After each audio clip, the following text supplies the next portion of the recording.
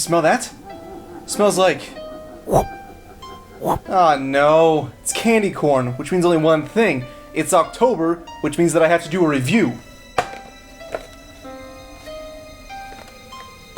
This'll do. Shadow Man. Released July 31st, 1999 in North America for the Nintendo 64 and developed by Acclaim Studios T-Side, is probably one of the most popular, unpopular games on the console. At release, it garnered critical acclaim and has cemented itself as a cult classic on the Nintendo 64. It's one of those gems that I wouldn't call hidden, but maybe shelved, if that makes sense. So, let's check it out. Shadow Man's story is one of the more interesting stories that I've come across from an N64 game recently. It starts in the year 1888, where we find Jack the Ripper, who is unhappy because he hasn't unlocked a certain kind of power by murdering people. Who'd have thunk it? He's greeted by a man named Legion, who speaks of the power, and claims that he will share it with Jack if he agrees to build an asylum in Deadside for serial killers like himself. Jack the Ripper agrees, and kills himself. I'm confused but intrigued. And hungry.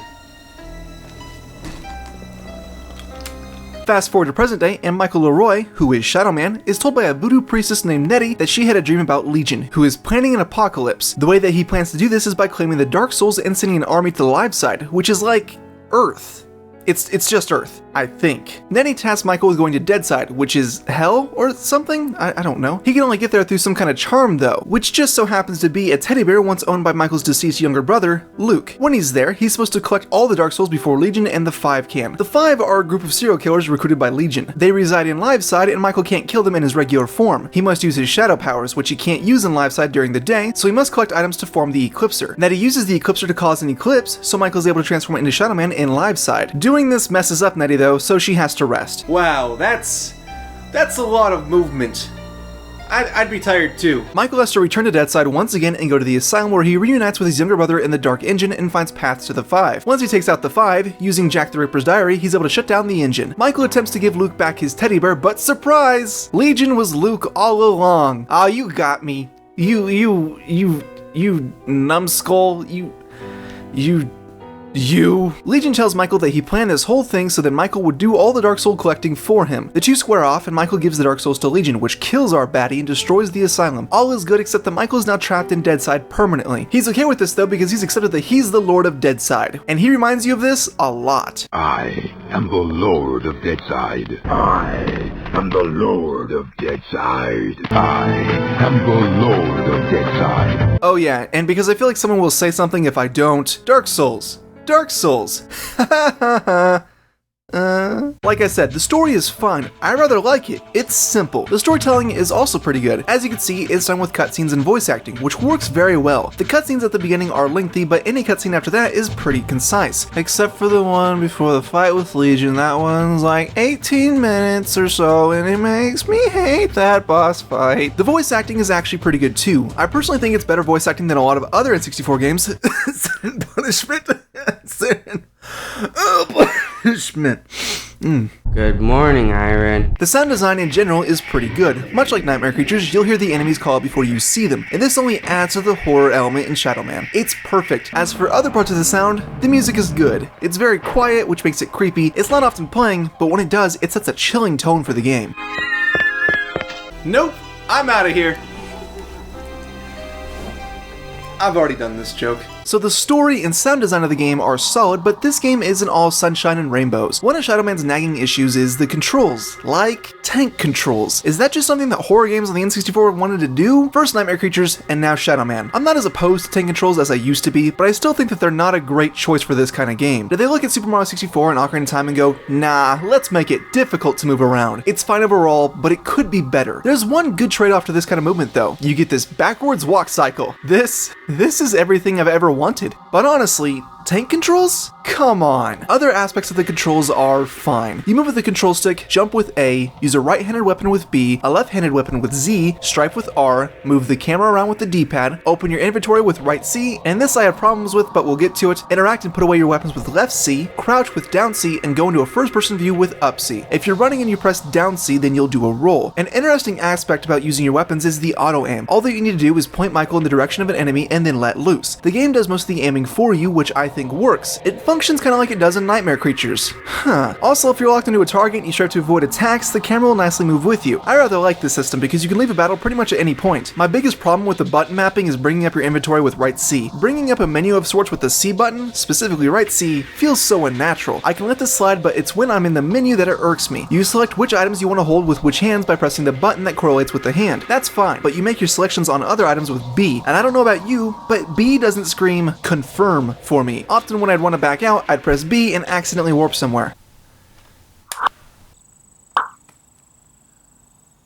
Son of a bumble. My last problem with the controls is the swimming. You simply swim with A. Swimming with just A doesn't make these sections entirely accessible. When other parts of the game use A to jump, using A to dive just feels uncomfortable. I prefer A to dive over maybe down C or something, but still. The game is kind of divided into 3 sections when it comes to design. There are platforming, combat, and exploration-based segments. I want to cover them individually because they're pretty different from one another, and then I want to talk about how they meld together. First up, the platforming segments. These suck. Almost every platforming portion of this game is straight A to B to start off with, which is fine, but it makes these platforming sections very repetitive. And one thing that I really didn't mention in controls is that they're not really meant for platforming. First off, platforming with tank controls. Not a good thing. I'd assume that's why you just go A to B in these areas. You wouldn't want to turn or anything. Secondly, timing your jumps in this game is a little finicky. Sometimes the A button just doesn't react fast enough for jumps, and other times you'll jump too far and just slip off. It's not good. You kind of have a failsafe because you can grab ledges, but sometimes, not often, I wouldn't grab. The platforming segments in this game are pretty simple, but it doesn't work well with the controls. Most of my deaths in this game I can thank the platforming for. The next part of the game are the combat segments. This one is also pretty straightforward. It's often just a fight with the character. Sometimes it's one-on-one, and other times you're getting bum rushed by enemies. And oh boy, do I love being bum rushed. Oh. Either way, I find that most fights take the same actions. I auto-lock on one character, then strafe and shoot. If you're constantly moving in a circular motion, then you'll avoid most attacks. Also, there's some nice strategy to the game that you can put in place here. As you may have noticed by now, I have a health bar. If you defeat your opponent with the shadow gun, which is the primary weapon, then they'll blow up and drop health for you to collect. If you don't need health though, then you can use one of your alternative weapons, which will usually set them on fire and they'll die quickly without giving you health. This really comes in handy to understand. These sections of the games are a lot more abundant than the platforming, and they're also a lot more diversified. Also, I find that they're pretty fair. Usually when I get hit, it's my fault, but sometimes when I get hit, it's because I'm trying to turn around with this stupid tank controls. But overall, better than platforming. And last but not least are the exploration segments. This is pretty much the meat of Shadow Man. The worlds in Shadow Man are huge. They are just so big, and Shadow Man makes pretty good use of that space. In almost every corner of the game, you'll find collectibles, health, or energy for your secondary weapon. By the way, I should mention that for every 100 of these collectibles called K-Ducks, you'll gain another segment of health. I figured that I mentioned that now. Where was I? Oh yeah. In almost all hidden areas, you'll find a Dark Soul. Every room that you can explore has a purpose. Every area of the game means something. I'll revisit this in just a bit, but first, how do the different sections of the game mix? Well, they don't exactly all mix, and that's one of Shadow Man's big problems. Exploration mixes with combat and platforming,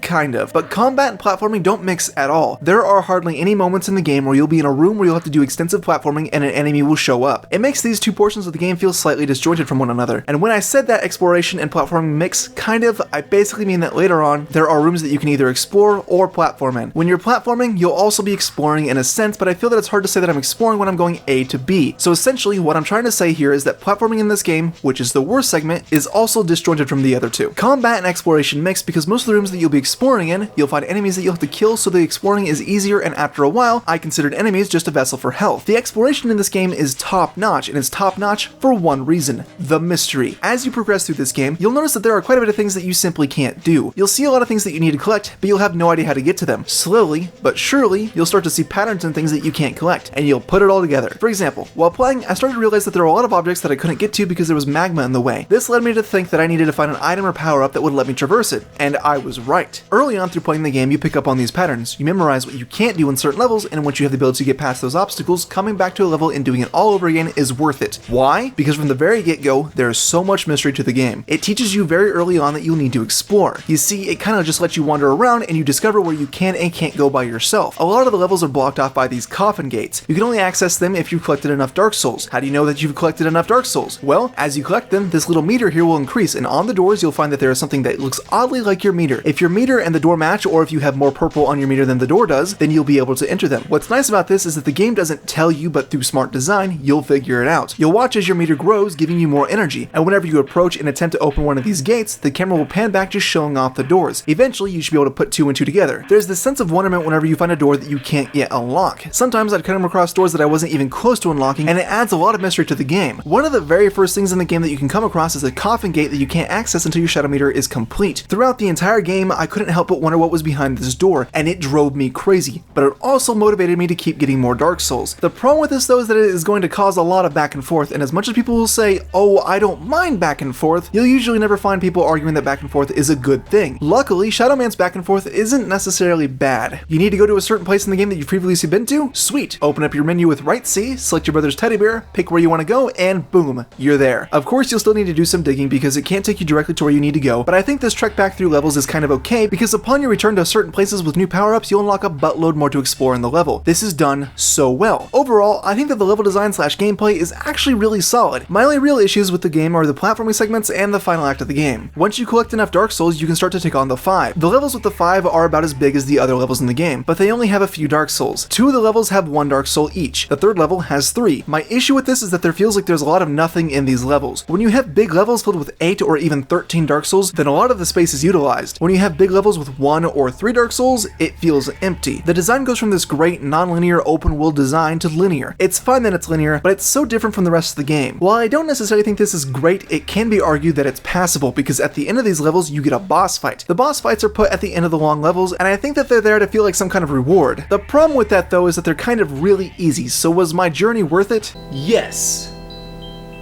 No. No, not at all. Not at all. The bosses are interesting themselves, but not necessarily because of the design, but rather because the game makes a big deal about them. Before each fight, they give you a cutscene which does a good job at moving the story forward. They feel important. The actual fights suck though. In my experience, Milton and Marco are just like regular enemies, but take a lot of shoot to kill. Avery was the same way, but there was no cover to defend yourself. I also think that maybe he can run through walls because of the scene before the fight, but he didn't do this in my showdown, so I don't know. Jack the Ripper has an actual gimmick to him. He'll jump up high and attach himself to the ceiling. When he gets close to you, he'll drop down and slice at you. This fight actually kept me on edge, and I felt like there was real strategy that I needed to put in place. It wasn't just shoot, dodge.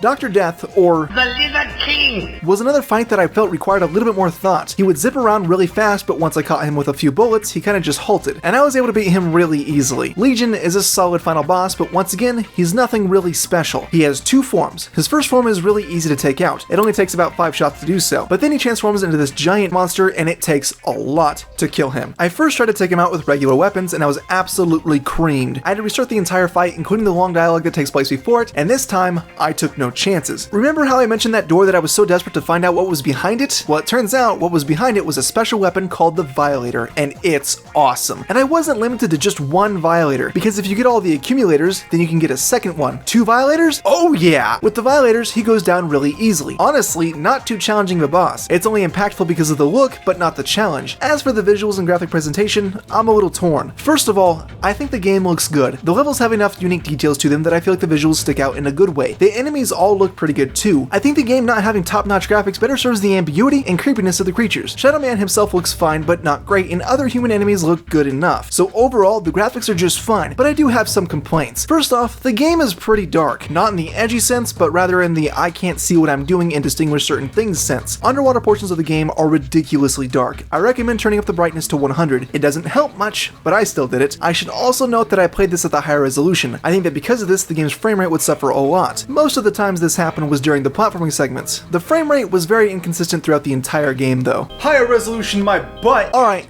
what are my final thoughts? Shadow Man is good for the most part. There are many moments in the game that were slight hiccups, but for every one thing wrong with this game, it at least did 2 things right. Overall, I think that it's a very solid game, and if I had to compare it to Nightmare Creatures or Castlevania 64, this game would definitely come out on top.